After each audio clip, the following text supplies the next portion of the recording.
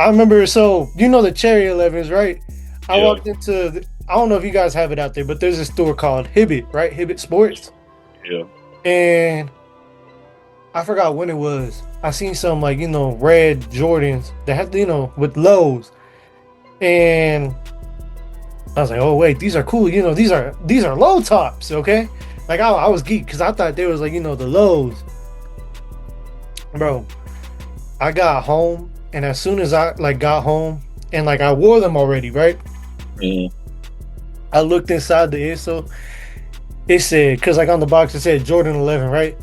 yeah. And I didn't read the whole thing. I was just happy as fuck to get some Jordan 11s. On the inside, it says CMFT. I was like, man, this is bullshit. I got the Comfort 11s. Hey, but they was comfy though.